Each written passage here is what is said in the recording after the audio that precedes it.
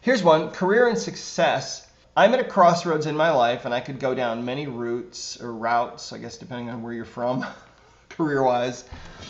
Is there a way of asking which route would bring the most success for me?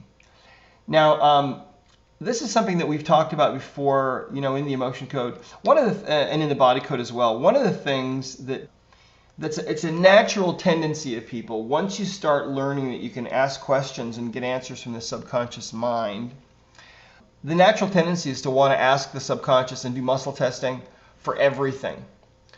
And the differentiation that I've from the very, very beginning that I've tried to explain to people is that muscle testing is a gift from God that's given to us, to help ourselves and help those around us to be well and healthy and everything. So I have, in my own life, I'll tell you, my experience has been, and of course, I'm sure probably all of you have heard the joke that I used to make in seminars and things about why we don't use it to win the lottery, muscle testing to win the lottery. And I thought early on maybe we could do that. And so I tried that with my friend Mike, long, long time ago.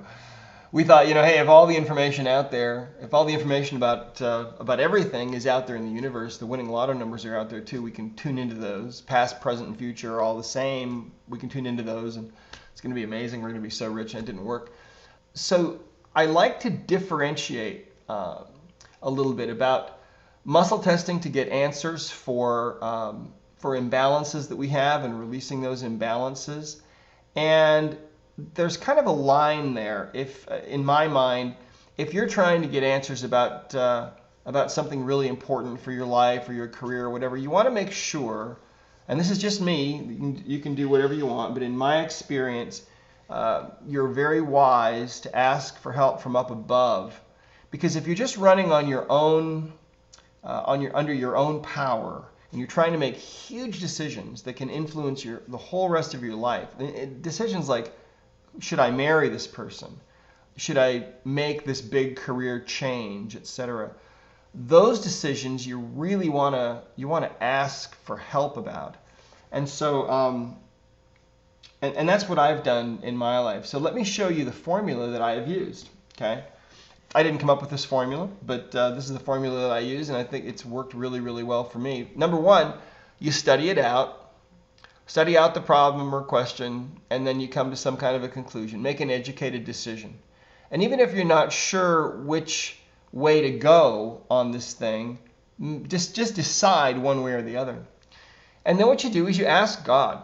And most people, I think for a lot of people, this is kind of a foreign concept to actually pray and ask that higher power, God, whatever you believe that higher power to be, if that decision is right. What you're doing in step number 3 is you're acknowledging that there is a higher power than you, okay?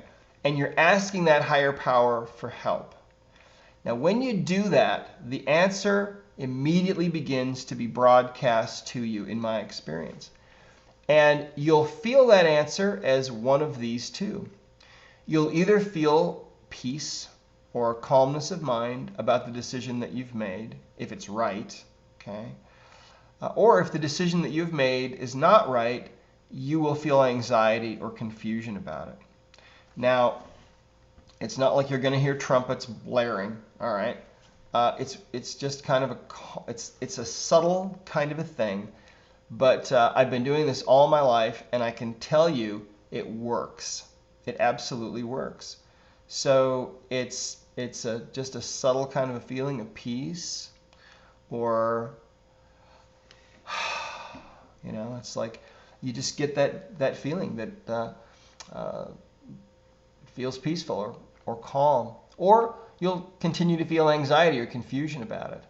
And I'll tell you a story that happened to me. This is a true story that'll help you to illustrate, or help me to illustrate for you how this works. When I first went into practice, I was working with my brother-in-law, actually, down in Temecula, California. He had a practice. He doesn't have that practice anymore, but he did back then. So I was sharing a room, renting a room from him, and had worked there for a year. And really decided I really wanted to be on my own program. I wanted to be doing my own thing. So my wife and I, Jean and I, started driving around and looking around at different possibilities. And we found what we thought was a perfect opportunity for us. And it was going to be expensive, but we thought we could handle it. And so we started drawing up plans, and Jean was doing floor plans and picking out carpet and paint and everything else. And we hadn't signed an agreement on this place yet. And I realized after about a week or two that when they were calling me, asking me to come down and sign the papers for this thing, come and sign this huge lease agreement for 10 years, I realized, that I had not actually gotten any kind of a confirmation from up above about this. This was a decision that Jean and I had made. We were going to do this. We were gung-ho, absolutely excited about this.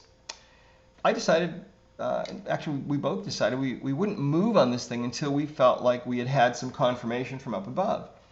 So we felt like we'd studied it out, we'd made a decision, okay? So we started asking if this decision that we had made was the right decision.